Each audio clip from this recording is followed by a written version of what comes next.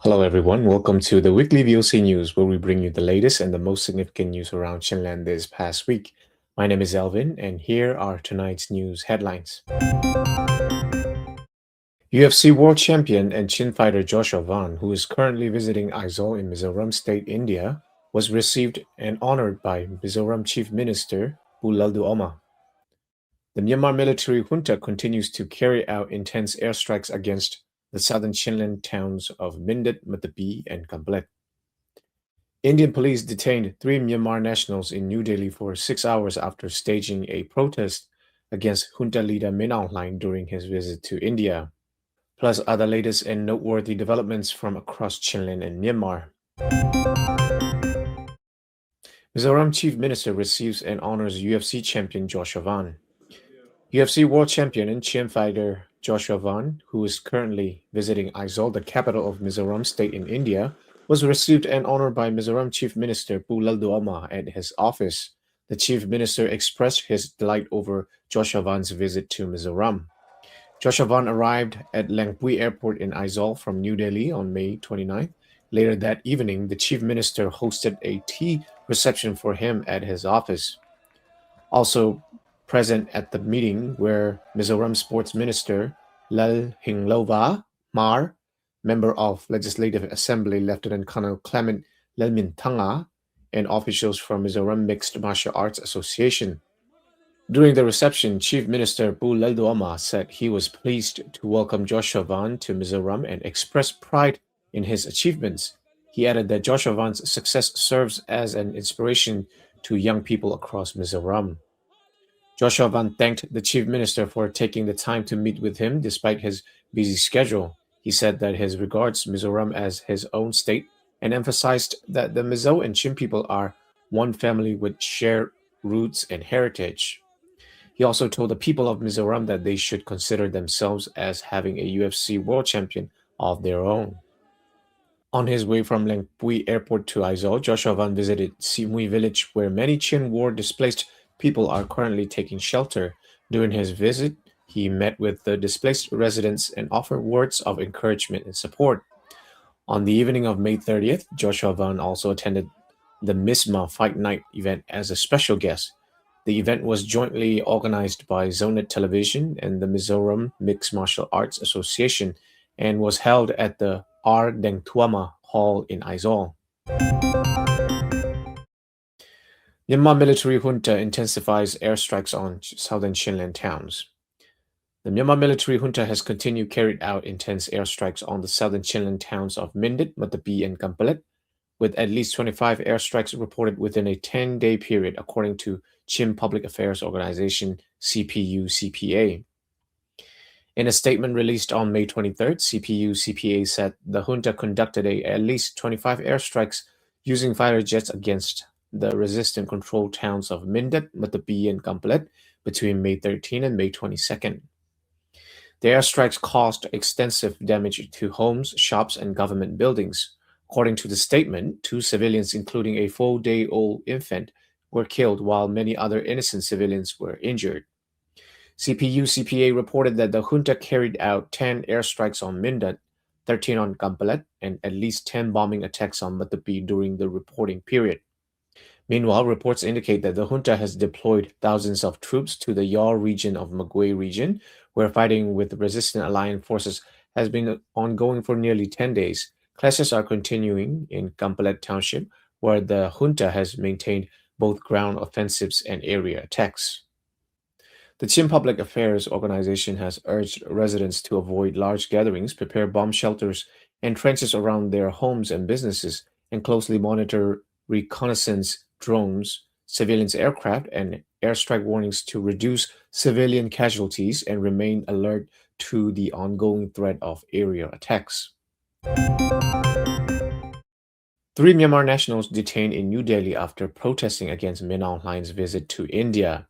Indian police detained 3 Myanmar nationals in New Delhi for more than 6 hours after taking part in a protest against Myanmar military junta leader Min Aung Hlaing during his visit to India. They were later released, according to reports.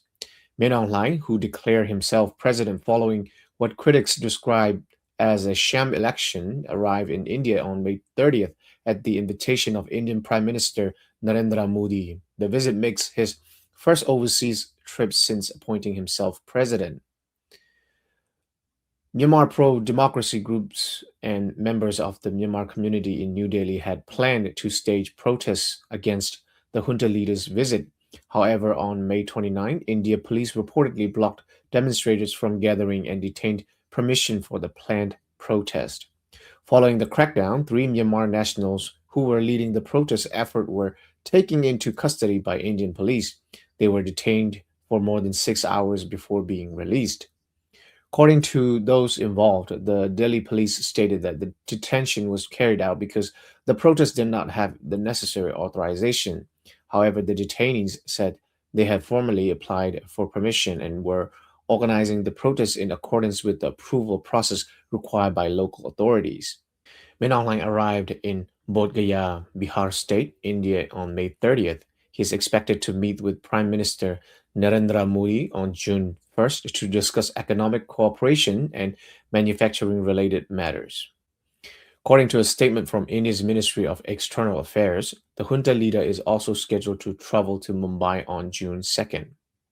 Observers following the visit believe discussions between India and the junta leader may also include issues related to border security and development of rare earth mineral resources along the India Myanmar border. ASEAN parliamentarians condemn Myanmar junta's escalating forced military recruitment. The ASEAN Parliamentarians for Human Rights (APHR) has strongly condemned the Myanmar military junta's increasing use of forced conscription, accusing the regime of systematically targeting young people to sustain its grip on power. In a statement released on May 25th, APHR said that since the junta began enforcing the military service law in February 2024, it has forcibly recruited an estimated 120,000 people into military service. Quote, in their desperation to preserve power, Min Aung Hlaing and the junta is stealing a generation from Myanmar, end quote, said Marcy Christie Berens, an Indonesian parliamentarian and chairperson of APHR. Berens added the junta has stripped young people in Myanmar of their freedom, personal autonomy, and right to live with dignity. She said the forced recruitment campaign represents a clear violation of international law and fundamental human rights. APHR also appointed a directive reportedly issued on May 18 by Defense Minister General Tun Aung, ordering local administrative bodies to work together with immigration authorities to compile detailed township level household records. The records are set to include the birth dates and occupations of family members and are intended to identify individuals eligible for military service. According to APHR, the directive demonstrates the junta's effort to systematically expand its conscription program, which could potentially affect as many as 13 million people who fall within the age range eligible for military service. The organization further urged neighboring countries to immediately halt the deportation of Myanmar nationals and to uphold the principle of non refoulement, ensuring that young people fleeing Myanmar are not forcibly returned to situations where their safety and freedom may be at risk. 12 Chakma organizations have called on the Arkan Army ULAAA to immediately release more than 100 Chakma villagers who were reportedly detained in the Buehla village located in Dampyo Lawe sub-township of Maundo Township, Rakhine State. According to a joint statement issued by the 12 Chakma organizations on May 27, tensions aroused on May 23rd between local residents and members of the Arkan Army after AA troops entered the Buela village, the Chakma majority community, to recruit people for military service. The statement alleged that during the incident, AA personnel physically assaulted villagers, including pregnant women, amid the confrontation. The organizations further claimed that on May 24th, the Arakan Army forcibly detained and took away more than 100 people, including elderly residents, heads of households, and both men and women who served as the primary providers for their families. According to the statement, many of those detained are main breadwinners for their households, leaving their families facing serious social, psychological, and economic hardships. The 12 Chakma organizations called for the immediate and unconditional release of all detained Chakma civilians from the Buehla village on humanitarian grounds. They also urged the Arakan army to guarantee the safety and security of all Chakma villages, ensuring that residents are treated humanely and provide appropriate compensation for civilian property that was reportedly damaged or lost during the incident.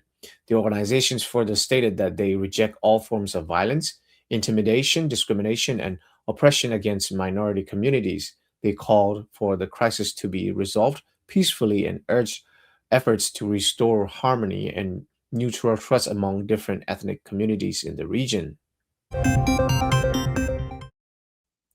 Aung San Suu Kyi's son calls for global proof of life campaign ahead of her 81st birthday. Go Tae-lin, the son of detained Myanmar democracy leader Daw San Suu Kyi has called on supporters around the world to take part in a global proof of life campaign ahead of her 81st birthday and to demand evidence that she remains alive and well. June 19 will mark the 81st birthday of Nobel Peace Prize laureate Daw San Suu Kyi.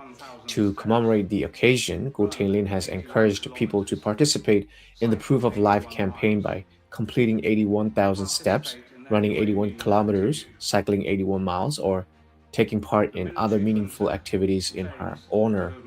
Gotelin also pointed out that reports of his mother being moved from her previous place of detention to an undisclosed location do not mean that she has regained her freedom. He stressed that her current condition and whereabouts remain unknown to the public. The birthday campaign will run from June 1st through June 19. Organizers are encouraging supporters worldwide to participate through physical activities or any other meaningful actions that demonstrate solidarity and call for proof that Daw San Suu Kyi is alive and being treated humanely. Daw San Suu Kyi has remained in detention since the Myanmar military seized power in February 2021, and concerns about her health and well being continue to be raised by family members, supporters, and international human rights advocates. Kachin human rights activists awarded 2026 Stephanus Prize in Norway.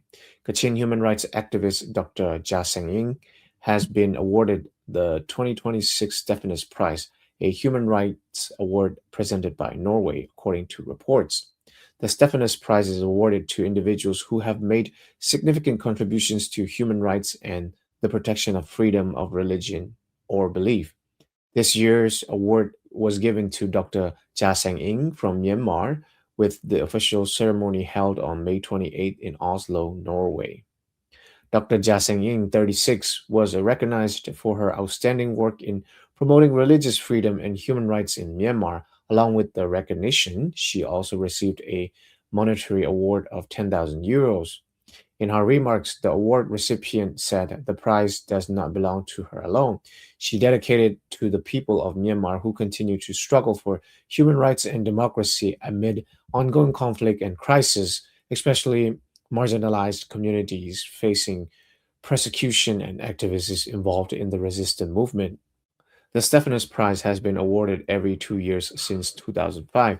This marks the second time a recipient from Myanmar has received the honor.